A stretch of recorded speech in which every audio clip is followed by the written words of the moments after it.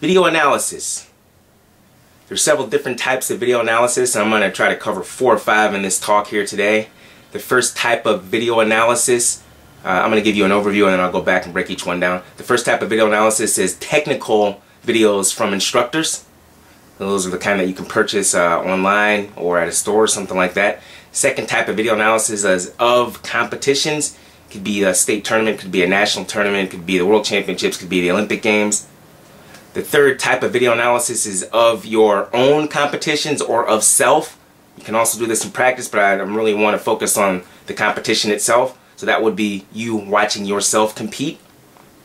And then the fourth type of video analysis that we're going to kind of talk about is just television viewing and internet viewing. There are a lot of things on the internet these days, and there are a lot of things on television that are probably there every day that you can wrap your hands around. The other 3 prior to that, maybe you don't have access to those, but you can certainly watch the television and the internet and get the same type of things. Alright, so how can we use that type of video analysis to our advantage, and what do we mean by those types of video analysis? The first type of video analysis, again, is technical videos or technical instructional videos. How can you use those to your advantage? When I was younger, let's say 15 or 16, didn't necessarily understand how to watch those videos, and that's why I'm going to bring it to you right now. I watched a couple of them once or twice, and then I went out and practiced the skill, and I magically thought it was going to work. In order for you to get better at doing anything, you have to practice it consistently on an ongoing basis for a number of weeks for you to get the brain memory and the muscle memory into your cells. In order for you to watch a video and actually get something out of it, you may need to do the same thing. In other words, viewing something more than one time, taking notes on something, watching it again, taking notes again, and then testing yourself. Let me see if I can write down everything that I saw in that video verbatim. And then that is when you'll actually have this skill down. I'll give you examples of what I mean by that. Today, now, this current day and age, I'm about 41 years old. I just had a birthday several weeks ago. I watch technical videos to this day. To this day. I went to the Olympic Training Center in 1997. Kevin Jackson was my second coach. He was Olympic champion, world champion. And Bruce Burnett, who was the Olympic coach for 2 Olympics, was my first coach. Both of those guys had instructional videos. As I said today, I watch those videos on an ongoing basis. There are about 5 or 6 other videos that I watch too. I also worked for USA Wrestling for those 8 years, and I worked for Terry Steiner. He had an instructional set that I watched. I watched those videos because they were something that I was trying to learn, and I wanted to give my memory a refreshing. In other words, I have an assortment of skills already that I do, but when you go over it again and again and again, and then you actually physically take notes on it, something actually starts to happen. It starts to sink into your muscle cells and your brain cells just a little bit better. So again, the repetition of watching the technical instructional videos will give you a broader grasp of the technique that they're actually showing. And the reinforcement of watching it once, twice, thrice, and 4 or 5 times is only going to enhance your ability to get better at the specific skills that you want to do. Grant you, there are a plethora or many variations in different skills on any particular one video. You're maybe not going to master them all. As an instructor and or a teacher or a coach though, it is imperative that the coach, instructor, or teacher has many more skills that they can actually teach to the athletes. So not only is it important for athletes, it's also important for coaches. So I'm just giving you an example of how you would be able to use a technical instructional video to enhance your ability and performances in competition. So you would watch that video several times, take notes on it, and then go out and see if it works, and then go back to the drawing board if it doesn't. Watch it again, break down the technique specifically. Listen to what they're saying, see where their hand position is, watch their hips, watch their feet. They'll usually have a special emphasis on how they're saying the words and where their body is, and you want to pay attention to those. Again, if you watch it more than one time, you'll start to pick up on those cues. The second type of video analysis is of competitions. Now this is going to take maybe a slow motion type of camera, and the other ones, they'll usually show you the skill 3 or 4 times, instructional type of videos, just like a practice. On video per the competition, whether it's the World Championships, Olympic Games, State Championships, and National Championships, it's usually in a faster motion. So you may want to combine those 2 types of video analysis where you actually, let's say I watch Kevin Jackson do a double leg at the World Championships and the Olympic Games. Now maybe I'll go watch his instructional video and watch how he does it on there. if you're able to use both of those, you'll definitely understand how he did the skill. If you don't have one or the other, maybe you only saw it on his World Championship performance, you don't have the technical breakdown, what you can do then is actually slow the video down. What are you looking for? I should have said this in the last lead. You're looking for specific movements. You're looking for specific patterns. You're looking for things that he's doing to actually get to that skill. I use double leg, so we'll go with that one. What did he do to get to the double leg? Where was the opponent's hands, hips, feet? How did the opponent react when he shot? What did he do right before he shot? What was the setup? What was the tactic? What was the strategy? What was the score? What was the timing of the match? All of those things are key factors when watching a competition. The score is also another very important factor. Based on the score, wrestler A may do something completely different. Does that make sense? So 9 times out of 10, when in the international mode, a little bit different than the collegiate mode and the folk style mode in high school. In the international mode, when someone is down, they're generally going to attack. When they're winning, they're generally going to change their strategy just a little bit. And you may notice that again in high school and the collegiate level too. But getting back to what we're trying to actually watch, technically, how did he do the skill? Where were his hands? What was the movement? What were the factors? What were the variables why that led him to that? In that way, you can enhance your double leg if you like to do double legs, and you'll start to figure out what the best in the world are doing. And that's one of the key reasons why I want you to watch the highest level of competition per your skill level. If you're in high school, you need to watch the state tournament to see what the best skills are that the state champions and the people that are in the finals and the medal matches are doing. If you're in middle school, same deal. If you're in college, same type of philosophy. If you're at the international level on national teams, what are the best in the world doing? How are they executing? And what is their strategy? And why is it working?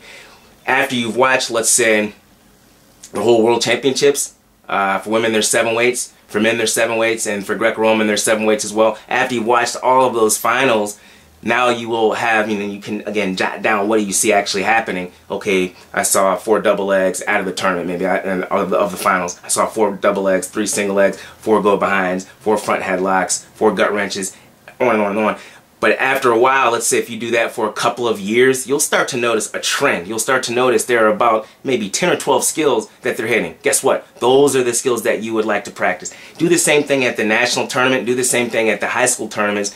I mean, the highest level state tournament in the NCAA national tournament or the NAIA national tournament or whatever division you're in, you want to watch the best of the best to see what they're doing so that you can put that skill set into your mix. In other words, if it's working for the best per the competition, it may very well work for you. If you do not have those skills in your repertoire, then that should be a hint. These are probably some things that I need to get better at in order to reach the highest level. So again, you're looking for specific movements and specific tactics that the athletes are using, and then you're looking for a commonality of movements.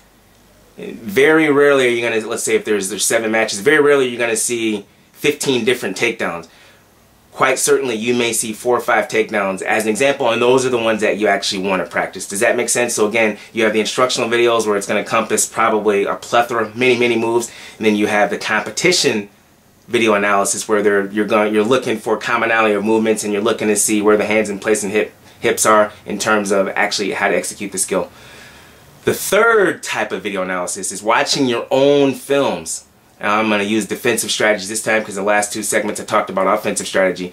When you're being attacked, what are you noticing? What happens right before you're being attacked? Maybe you got taken down, for instance, with a double leg. We'll use double leg last segment, use double leg this segment. If you got taken down with a double leg more than once, likely maybe you need to have a better strategy for countering that particular offense. A lot of people call it counter offense. So when you go back and watch your own matches online or let's say via video, you can see what's actually happening. Again, you're looking for strategy and you're looking for technique. What was the score? Those are going to dictate a lot of times what actions in the match. Now you're looking for when I got double-legged and I got taken down, where were my hands? What was I doing? Then you can go and get with your coach and you can figure out ways and means and strategies to stop that specific attack. Now, mind you, it's difficult to watch your matches sometimes because you don't necessarily want to see yourself what some people call failing. You don't want to see yourself having failure because it maybe brings up bad memories. I'll give you an example. I took 3rd in the NCAAs my junior year in college. I was the #1 seed, ended up getting beat in the semifinals, and it was hard for me to watch that match initially. Moving forward, 25 years later, it's very easy for me to watch a film like that now because now I'm more into learning from my mistakes so that I can actually get better. And that's the kind of mindset that you want to have when you're watching your own specific tapes. I think when you are able to look at your own matches with a critical eye in terms of, this is a learning experience for me, this is how I can actually get better. Now you'll rewind it, okay, I needed to do this, I needed to do that, I need to put my hands here, and then you'll rewind it again, and then you'll rewind it again, and then you become almost desensitized to seeing yourself making mistakes, which is part of the development too. You want to be able to see yourself make a mistake and then correct it. What I often explain to wrestlers sometimes is when we review their successes, I say congratulations, because I want you and I want them and I want me to realize, hey, they did a really good job with that specific skill, and then congratulate them on it so that they burn that memory into their brain. And then I'll have them watch some of their mistakes as well and say, okay, what do we need to do to correct this? And if they know, they can write it down and we can talk about it. And if they don't know, again, I can explain it to them and then we can work on it later. And then I'll ask them to, okay, now with the skill that we just talked about, replay that skill in your mind, see that a person attacking you and see yourself doing a counter. So they're creating a new memory. They're creating a new memory. So now when they go into the practice room, very easy to implement, execute that skill because they've already thought about it in their mind. They've talked about it, and there is not a sense of anxiousness or worry or panic anymore. Now it's, I know how to do the counter, and I can't wait to get back out there and wrestle that person again and let them do it to me so that I can go right into the counter. So again, you're watching your matches as well to enhance your ability by mainly focusing on your mistakes, but also focusing on what you've done really well. Congratulate yourself on what you've done really well, and then look at the areas that you can actually strengthen and then make them stronger by getting with a coach, reviewing it, writing down what you need to do, and then moving forward.